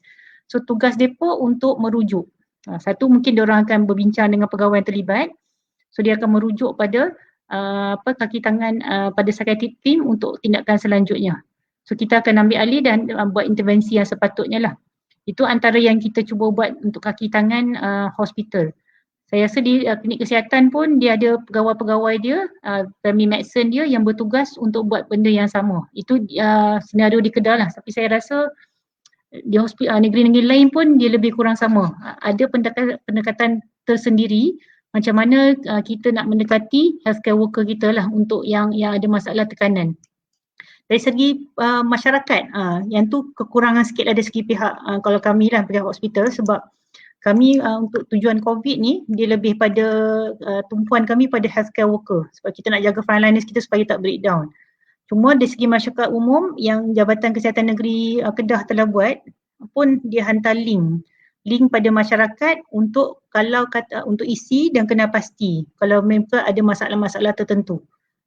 Dan peringkat KKM dia dah sediakan kaunselor kontrak lah, ditambah dalam tahun yang lepas ni, setahun kontrak depa untuk membantu memberi perkhidmatan kaunseling dan psikologi kepada masyarakat umum. Dulu tak ada kaunselor, nak cari kaunselor kat klinik kesihatan sangatlah susah. Tapi disebabkan peningkatan tekanan yang sangat tinggi, so kaunselor-kaunselor kontrak ni telah diambil oleh KKM dan disediakan perkhidmatan itulah di setiap negeri. Itu yang kita nampak lah. So satu cara lain lagi, kalau ikut SOP kalau itu dari segi nampak flow lah untuk dari segi jabatan tu. Tapi kalau saya tengok dari segi masyarakat sendiri, dia tak ada benda yang sangat objektif lah, dia lebih pada subjektif.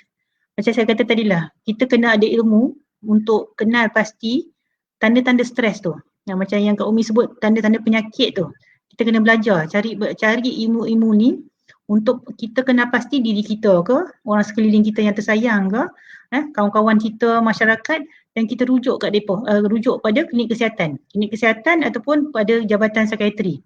Sekarang ni pun ada mentari di setiap negeri yang kita boleh walk in untuk nak buat assessment tadi, identify kita ni dah tahap stres kita ni teruk ke tidak. Itu yang paling penting bagi saya. Apa-apa nak start pun, SOP apa-apa pun, dia paling penting identify assessment tu, baru kita pergi pada intervention dengan management tu. Boleh ke? Puan apa? Hasimah tadi. Itu yang Puan saya kalau Asmah kata ada. Puan Asmah. Kalau Kak Umi boleh tambah lah. Kak Umi nak tambah apa-apa ke? Atau sebelum saya masuk soalan kedua? Ya, betul lah tu apa yang Dr. Iwa bagi tahu kan, tapi maksudnya dia nak kata SOP dalam masyarakat ni sebenarnya setiap kita ni boleh memberi sokongan emosi ni kan, setiap kita macam mana kita nak tahu kita boleh beri sokongan emosi ataupun tidak. Saya rasa cara paling mudah ialah apabila orang tu bercakap dengan kita, orang tu rasa lega. Masalah dia tak semestinya selesai, tapi dia rasa dia didengari, dia rasa macam lepas cakap dengan awak ni rasa lega lah, kita nampak lah dia rasa lega. Itu sebenarnya dah sokongan emosi tu kan. Jadi tapi kita macam ada orang memang pandai kan, dan kita pun sendiri bila ada masalah memang kita tahu kadang-kadang penyelesaian takkan boleh tiba dengan segera tetapi cukup untuk melegakan buat masa tu. Macam itulah sokongan emosi. Dalam masa yang sama kita nak melihat antara mereka ni ada tak yang memang teruk, yang mungkin memerlukan, yang lebih teruk memerlukan rujukan seterusnya. Rujukan seterusnya kepada kaunselor, kepada MHPSS ke kan, kepada talian-talian yang sedia ada, ataupun perlu rujukan ke psikiatri. Jadi itu yang ingin kita lihat, dan kita tak naklah jadi orang yang kata sebaliknya, kita kata macam tak apa, you boleh kuatkan semangat je, tak perlu pergi, padahal orang tu dah teruk. Itu pun satu bentuk sokongan emosi juga. Mungkin itu je lah yang saya nak tambah. Terima kasih Kak Umi.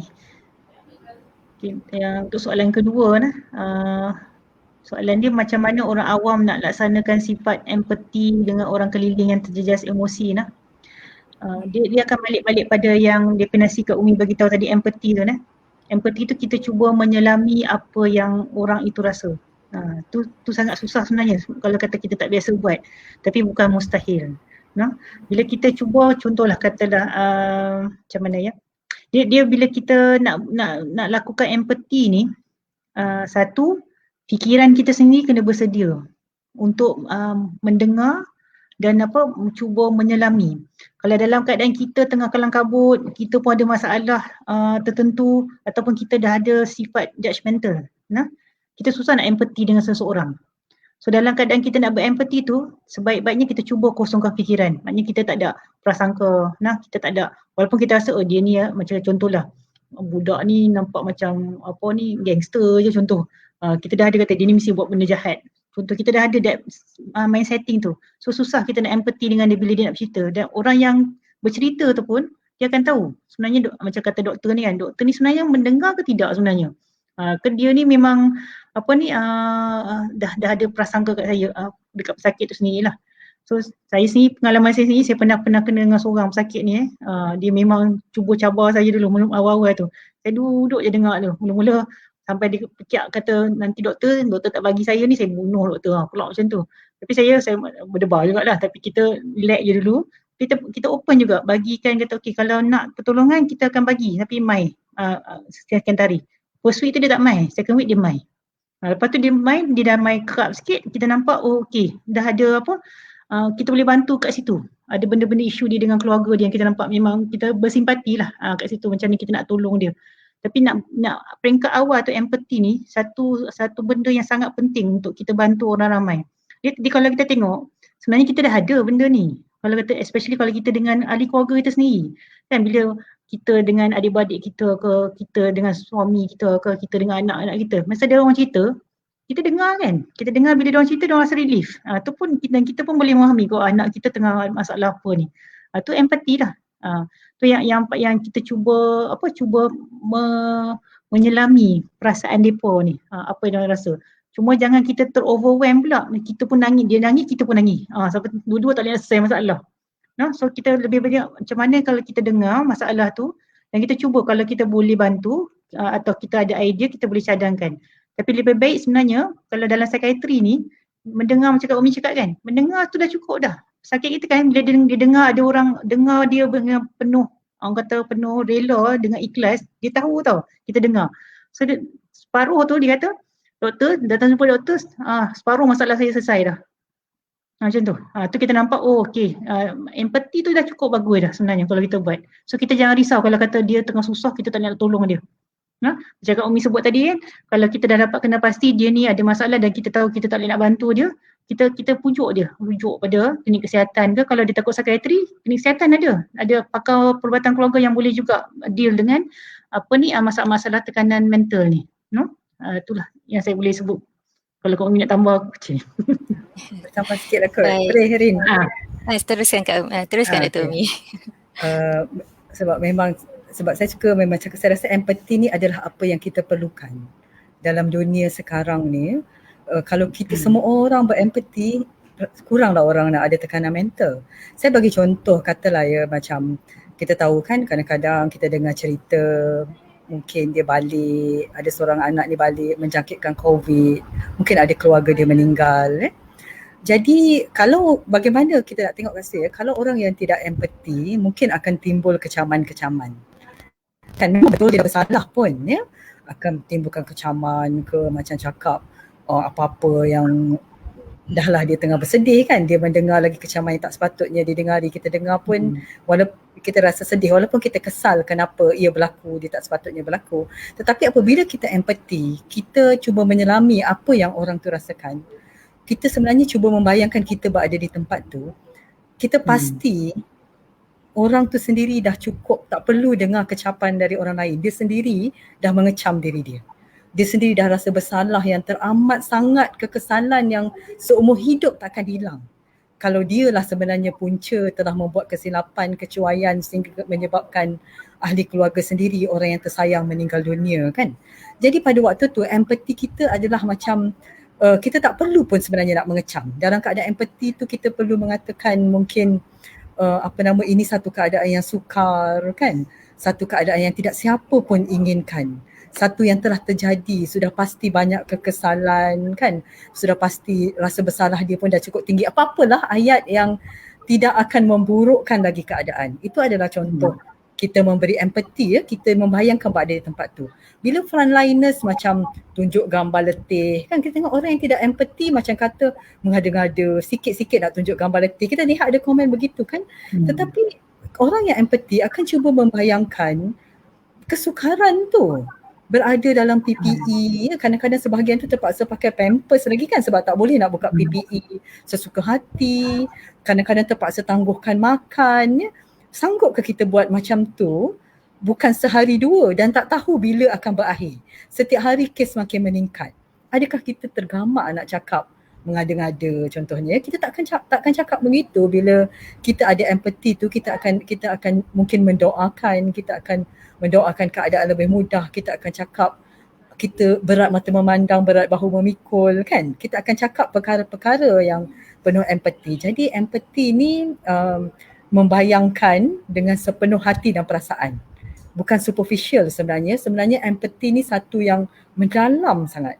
Dia satu nilai kemanusiaan, dia satu sifat kemanusiaan yang kita perlu hadirkan dalam diri kita, dan apabila ini hadir sebenarnya dunia akan lebih aman dan kurang tekanan mental kan sebenarnya. Jadi begitulah caranya kita, tak kiralah orang awam ke sesiapa saja, untuk melaksanakan sifat empati kepada orang di sekeliling kita.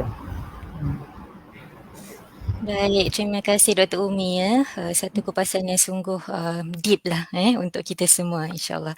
Jadi juga apa yang Dr. Iwa katakan tadi juga menarik kita sebelum kita berempati tu kita hilangkan semua prasangka. Apa-apa prasangka buang semuanya, kosongkan.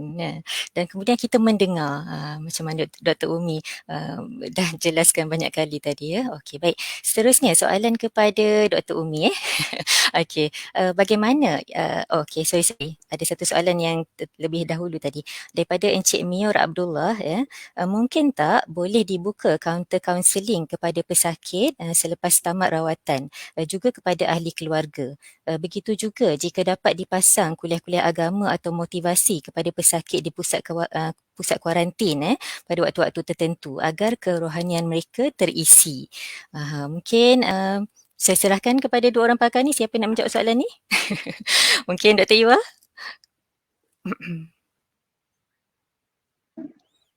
Dekat Umi dulu. Dua-duanya hebat, hebat-hebat belaka, masya-Allah. Macam kita memang, kita bukan, kita counter counselling kita ni sentiasa terbuka. Maksudnya memang kita memang terbuka lah untuk menerima rawatan tu, ya. Untuk menerima rawatan, untuk menerima rujukan dari pesakit. Maknanya kita ni sekarang, kita memang terbuka sepanjang masa, tapi memang sekarang ni lebih ramai pesakit COVID yang datang. Jadi kita memang memberi rawatan yang lebih khusus kan. Maksudnya kita tahu pesakit COVID ni akan lebih ramai. Jadi nak kata terbuka tu memang dah terbuka lah rasanya, betul tak Dr. Iwa ya?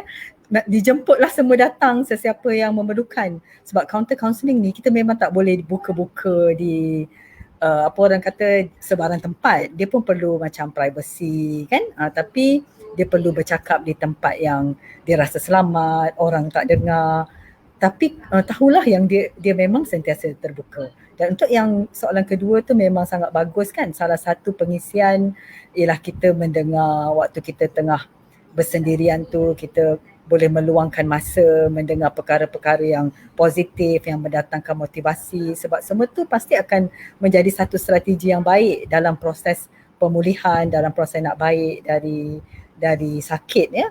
Tapi selalunya mungkin kalau dari segi ceramah motivasi ni, dia mungkin perlu dilakukan dalam secara individu atau kumpulan yang kecil lah ya. Sebab kita tahu kalau dalam pusat kuarantin tu, dia adalah satu ruang yang besar. Berbagai pengumuman pun perlu diberikan, berbilang bangsa, ada kanak-kanak, ada yang perlu berehat, ya, ada yang perlu apa orang kata, ada yang perlu mungkin tidur pada waktu-waktu tertentu. Tapi kalau dalam tempoh-tempoh yang singkat, saya rasa kalau di hospital pun kita ada bacaan doa, ya. Kita ada juga kadang-kadang sedikit kata-kata motivasi yang kita berikan dalam jangka masa pendek. Mungkin saya rasa di hospital mungkin ada pusat kuarantin tertentu yang buat juga. Dia adalah satu cadangan yang baik. Kalau tak ada pun di pusat kuarantin tu, kita masih boleh melaksanakan secara individu kerana kita memang ada capaian digital kan di mana-mana, insya-Allah. Itu jawapan saya lah. Iwa nak sambung? Ya, Dr. Iwa ada nak sambung? Mungkin saya tambah sedikit ya. Mungkin memang ada di pusat-pusat kuarantin berisiko rendah lah terutamanya kan. Diadakan kuliah secara berkala. Ini biasanya kelolaan oleh Jabatan Agama Islam di negeri masing-masing lah. Ada secara berkala mungkin, tapi dalam tempoh yang singkat lah macam Dr. Umi cakap tadi ya. Di pusat kuarantin tu ramai pesakit dan mungkin keperluan pesakit tu berbeza pada satu-satu waktu tertentu itu ya. Baik, Dr. Iwan nak tambah tadi tentang soalannya tadi? Sikit je Rin. Bagi saya cadangan Cik Mio tu bagus sebab kita nampak dari segi kaunseling kan dengan pegawai-pegawai agama ni kena ada kesatuan hati. Kadang-kadang sebab dalam psikiatri ni ada juga yang kita ada berbeza pandangan. Saya cakap Umi pun tahu kot. Sebab kadang-kadang bila kita nak counselling orang-orang yang dalam keadaan stres yang tinggi, ada setengah-setengah ayat yang kita tak gunakan terlebih dahulu. Contoh saya bagi bersabar. Sabarlah. Kalau macam kita benda tu kita punya masyarakat ni lah. Saya pun kadang tersasul juga. Sabarlah dulu. Tapi kena sekali dah dengan saya punya pegawai psikologi. Berarti dia mana boleh sabar dah keadaan sekarang tengah stres ni. Terkeluar. So bila kita diajar, ada beberapa perkara yang kita tak, kalau boleh orang tengah stres atau tengah murung ataupun anxiety teruk, kita jangan keluarkan nasihat agama dulu. Bukan tak boleh, tapi peringkat awal ni sebab diorang dalam keadaan tertekan yang tinggi. So bila kita keluarkan, seolah-olah diorang rasa macam kita mengecam mereka, macam mereka ni tak cukup sabar. Mereka ni tak cukup iman, mereka ni tak cukup agama. Padahal ada seorang tu kata, Dr. Idia, doktor tahu tak? Saya duk semayang lebih daripada mereka pun. Tapi mereka duk kata, baca Quran banyak, baca solat banyak dan orang yang tengah murung. So dia kata mereka ni tak memahami. Dia akan balik-balik sebenarnya dari segi yang ni yang saya sangat-sangat personally lah. Saya sangat nak bekerjasama dengan ahli-ahli agama sebab bagi saya dalam Islam ni sendiri, kalau kita tengok dari segi counselling kan, dia memang selari. Tak ada beza pun. Cuma pendekatan tu, kita nak tahu macam mana pendekatan yang terbaik sebab saya pun bukan dari sekolah agama. So, saya perlukan ustaz dengan ustazah yang mahir bahagian ni untuk bantu kita. Dari segi ada tak apa yang psikiatri cakap ni tak kena dengan agama aja. Nah, macam ada satu tu ada ustaz mengaji, ustazah mengaji saya, dia tegur, dia kata Dr. Dia kata dia ada cancer, breast cancer stage 4 ke apa. Atau dia dah buat kemo semula. Dia kata soalan kita duk bagi tu ada satu, adakah anda putus asa dengan Tuhan? Dia kata Dr. Dia mana boleh kata macam ni? Dia kata nanti lari akidah kita mana kita boleh putus asa? Pandangan dia sebagai ustazah. Nah, so daripada pandangan psikiatri mungkin kita nak screen benda tu. So, benda tu question yang daripada luar. So benda-benda ni lah perbincangan yang saya rasa healthy lah kalau kita dapat lakukan secara terbuka. Macam saya rasa Kak Umi antara salah satu orang yang top dalam benda ni dari segi spiritual psikiatri tu. Kalau ada ustaz ke ustazah yang berminat kan bantulah kami. Kami mengalu-alukan sebenarnya. Okey, tu yang tambahan. Baik, terima kasih Dr. Iwa. Seterusnya soalan yang terakhir daripada Ummu Ahmed. Sebenarnya mungkin nak lanjutkan lagi sesi ni tapi dah lama ni kan. Baik, soalan seterusnya, bagaimana ibu bapa yang bekerja di rumah, BDR lah ni kan, bekerja dari rumah boleh menguruskan stres kerana terpaksa berdepan dengan anak-anak, menguruskan pembelajaran dan sebagainya dalam masa yang sama, komitmen kerja yang sangat tinggi. Silakan Dr. Umi. Susah sangat nak saya rasa susah sangat nak jawab soalan ni. Sebab bagi yang tak bekerja di rumah, dia stresnya sebab tak boleh tengok anak kan. Kita betul tak Dr. Iwa, Dr. Rin kan, bila kita bekerja, anak kita pun kita tak tahu kat rumah tu. Betul ke tengok buat PDPR ke dah ke laut pergi main game ke kan, tak boleh nak monitor. Tapi memang ibu yang bekerja di rumah pun, sebab kadang-kadang ada juga waktu saya di rumah, contohnya bila saya ada webinar sebab reception tak bagus dekat hospital kan, saya dibenarkan berada di rumah, saya pun sebenarnya tak boleh tengok anak kan, itu pun jadi lagi stres. Bila kita berada dekat tempat kerja, stres tu terlupa kadang-kadang kan, sebab kita tak nampak anak-anak tu depan mata. Ini dah lah berada di rumah, nampak anak tu duduk terbalik lah, tertiarap lah, betul ke dia orang ni belajar, kita tak boleh nak pergi sebab kita duduk dekat webinar ni. Memang dia macam stres yang kadang-kadang saya pun tak ada jawapan nak jawab tau kepada ibu bapa yang bertanya. Tapi mungkin apa yang kita boleh buat, kita ni macam kita satu kena bertenang, kita kena tahu juga limitation kita lah kan, limitation kita. Mungkin kita macam kita memang tahu okay, anak kita ni, kita kena ada macam mental map jugalah. Yang seorang ni kita tahu dia ada kelas pukul berapa, kita nampak waktu tu dia duduk, mungkin kita tengok sekejap dia dah buka. Selepasnya tu kalau kita tak boleh nak buat, kadang-kadang kita pun tak boleh nak terlampau overprotective kan, pergi tengok betul ke dia buat. Contohnya dia macam perlu ada elemen antara satu memastikan ada mental map macam mereka tengah buat apa sekarang, dan memberi sedikit kepercayaan kepada mereka dan bertawakal kepada Allah lah yang mereka buat kan, sebab kita tak boleh tengok sepanjang masa. Dan bila kerja rumah, sebab mereka di rumah kadang-kadang kita pun perlu nak lihat dan kadang-kadang tak sempat. Saya sendiri pun akui kadang-kadang balik penat, saya pun tak sempat nak tengok pada waktu tu. Saya rasa dia kadang-kadang dah perlu macam banyak self compassion. Betul tak Iwa? Macam kadang-kadang ada waktu kita dah beri yang terbaik tapi kita cakap ya Allah, aku macam tak terdaya dah. Kadang-kadang aku rasa hari ni penat sangat, nak tengok pun tak sempat. Macam tapi kita kata dah, aku memang rasa bersalah, rasa sedih. That's okay to feel like that, but sometimes I need to be kind to myself juga. Macam kadang-kadang kalau kita dah tak larat sangat, kenapa kita nak paksa diri kita? Tapi of course lah, kita tak nak lah setiap masa buat macam tu kan. Kita perlu ada keseimbangan di antara menjaga anak-anak, menjaga diri kita dan juga kerja, dan menerima yang kita memang tak sempurna. Kita bukan orang yang sempurna dan kita pun tak perlu jadi sempurna. Kita hanya perlu mencuba yang terbaik setiap masa. Mungkin Dr. Iwa boleh tambah lagi lah Dr. Iwa ataupun Rin sendiri.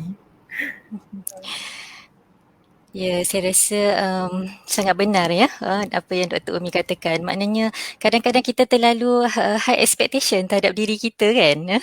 Kita nak jadi ibu yang terbaik, ibu-ibu yang terbaik, pekerja-pekerja yang terbaik, anak-anak yang terbaik. Memang semua kita punya set tu kita letakkan tinggi untuk diri kita kan.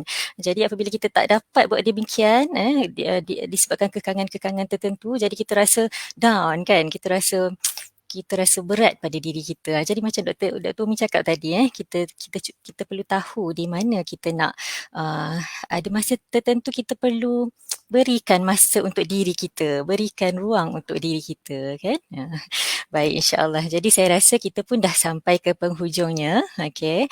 Alhamdulillah, jazakumullah khairan katsira diucapkan kepada Dr. Idiawati Abdul Karim dan Dr. Umi Azlin Silim di atas perkongsian yang sangat-sangat bermanfaat ini. Para audiens sekalian, bersama dua panelis kita telah mendalami mengenai definisi tekanan mental. Tekanan mental yang dialami oleh pesakit COVID-19, para frontliners serta mereka yang terkesan secara ekonomi akibat PKP. Kita juga telah mendalami mengenai bentuk-bentuk sokongan emosi yang boleh kita berikan kepada mereka yang menderita tekanan mental serta bagaimana kesan sokongan berbentuk material atau fizikal, contohnya melalui kutipan dana, dapat meringankan bebanan emosi atau mental. Jadi Dr. Iwa dan Dr. Umi, boleh saya mohon untuk memberikan rumusan ataupun take home message mengenai perkongsian petang ini. Silakan Dr. Iwa.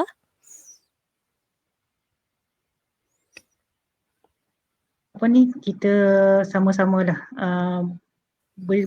cuba untuk membantu satu sama lain untuk menangani COVID ni. Dan bagi saya macam saya rasa sangat setuju dengan Kak Umi tadi lah. Kita kena tanamkan sifat empati tu lagi banyak supaya tekanan mental keseluruhannya dia berkurang dengan mendadak. Selain pada COVID pun turun mendadak. Itu saja, insya-Allah. Baik, begitu. Ringkas saja rumusan daripada Dr. Iwa. Okey. Seterusnya saya persilakan Dr. Umi sedikit rumusan. Akhir kata memang pandemik ni satu ujian bukan sahaja kepada setiap individu, tapi saya rasa dia satu ujian kepada seluruh umat manusia, terutamanya kepada nilai-nilai kemanusiaan sejagat. Jadi macam satu panggilan atau wake up call kepada manusia yang diselubungi dengan nilai-nilai hidup yang semakin individualistik dan materialistik kan, bahawa kita ni sebenarnya tak mungkin hidup sendiri, mementingkan diri. Walaupun sekarang ni kita diminta duduk di rumah semua, self lockdown juga dan lockdown negara juga, tapi kita harus prihatin dan membuka mata dengan penuh tanggungjawab yang kita semua ni mempunyai peranan yang besar untuk saling menyokong satu sama lain. Sebab kalau kita buat kesilapan individu, dia boleh menjejaskan ramai orang. Kita mungkin menjangkitkan orang lain kan.